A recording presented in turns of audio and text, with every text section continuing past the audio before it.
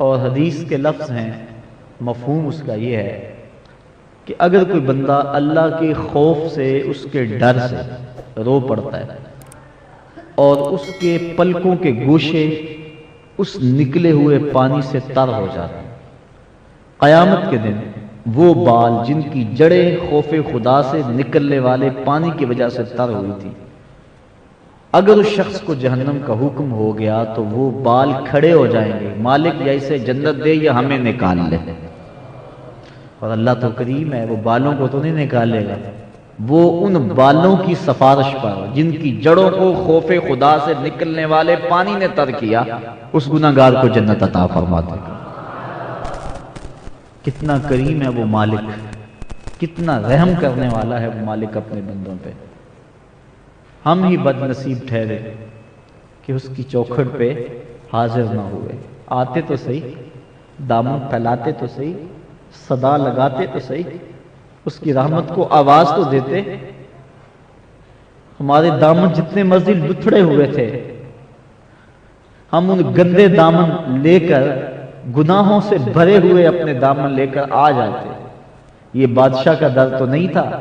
کہ گندے مندے کو اندر نہ آنے دیا جائے، کہ یہ گندا ہے اس کو دہلیز سے باہر رہنے دیا جائے، نہیں، یہ مالک کا در ہے۔ وہ کہتا ہے آؤ تو صحیح، میں تمہارے گناہوں کو بدل کے نیکیوں میں تبدیل کر دوں گا، تم اپنے ہاتھ تو پھیلاؤ، تم مجھ سے مانگو تو صحیح۔ ایک بندہ مسجد نبوی کے ایک کونے میں بیٹھ کے دعا مانگ رہا ہے، لفظ کیا ہے سنیے ذرا، اس کی توقع اور اس کی محبت دیکھیے۔ اللہم انی اسألک بأنک انت اللہ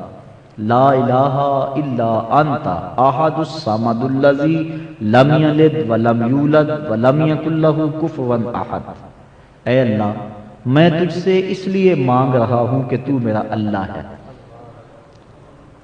جب بیٹا باپ سے پیسے مانگے سکول جاتے ہوئے تو کہے کہ ابو میں اس لیے مانگ رہا ہوں کہ آپ میرے ابو جو ہوئے، میں آپ سے نہیں مانگنا تو کس سے مانگوں؟ میں نے ہمسایوں سے جا کر تو نہیں مانگنے، آپ میرے ابو لگتے ہیں، آپ نے میری ضروریات کو پورا کرنا ہے۔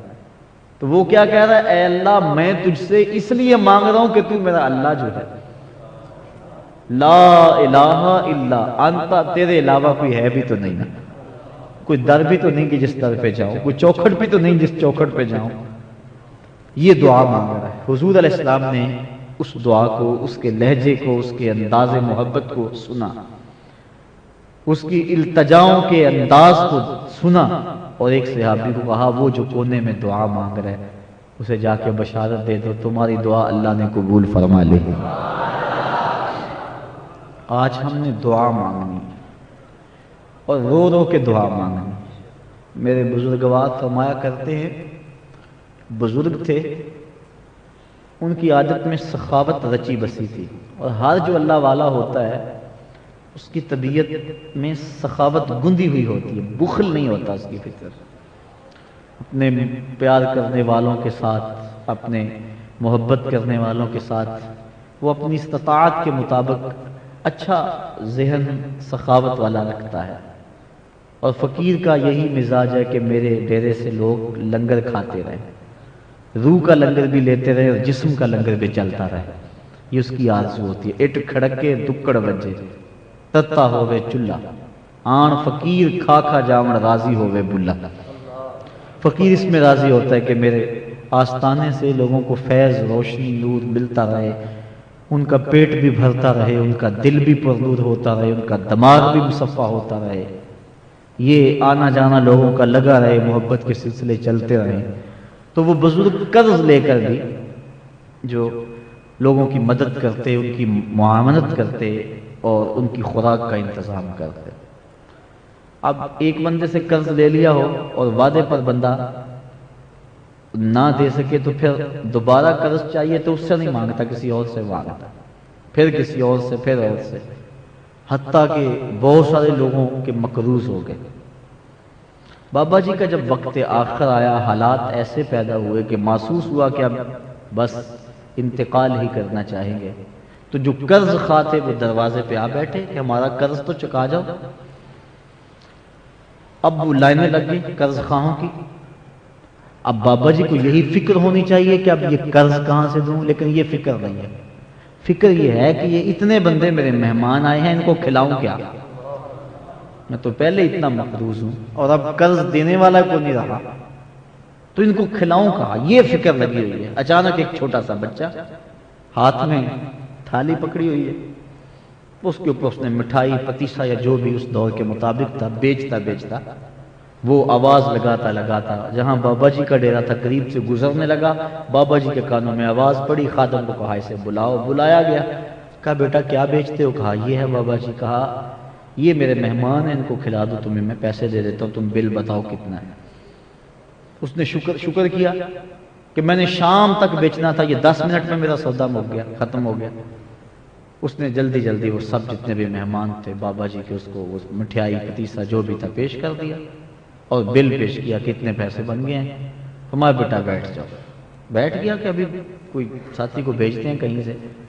لیکن 10 منٹ گزرے، بابا جی اسی موج میں اسی خیال میں، پھر اٹھ کے بابا جی پیسے، کہا یہ جتنے لوگ بیٹھے ہیں نا انہوں نے پیسے لینے ہیں مجھ سے،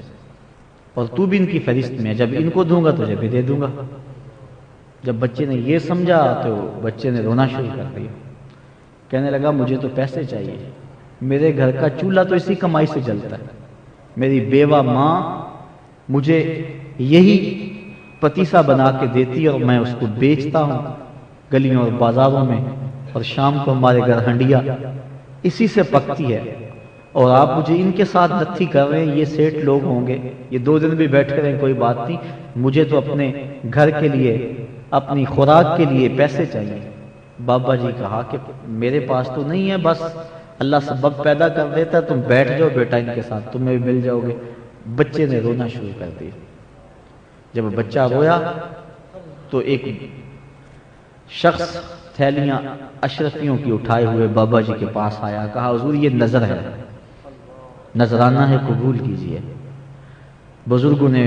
اس بچے کو بھی اور جتنے بھی قرض خواتے سب کے قرضے نپٹا دیے۔ تو جو لوگ قرض خواتے جب انہوں نے قرضے وصول کیے تو انہوں نے کہا کہ ہم صبح کے بیٹھے ہوئے تھے اور کوئی سبب نہیں لگا، یہ بچہ 10 منٹ 15 منٹ ہو گئے ہیں تو ابھی سبب پیدا ہو گیا ہے۔ حضرت یہ راز سمجھ میں نہیں آیا، کہا تم صبح سے بیٹھے تھے لیکن تمہارے اندر کوئی رونے والا نہیں تھا، اب ایک رونے والا آ گیا تو باقیوں کا بھی کام بن گیا۔ تو جب بندہ للچائی ہوئی نظروں سے مالک کی رحمتوں کا تصور کرتا ہے اور اپنے رب کو پکارتا ہے کہ میرے اوپر کرم کر دے، اے میرے مالک اگر تو نے کرم نہ کیا تو میری کوئی ڈھوئی نہیں ہے، میرا کوئی آسرا اور سہارا نہیں، اگر تو نے بھی میری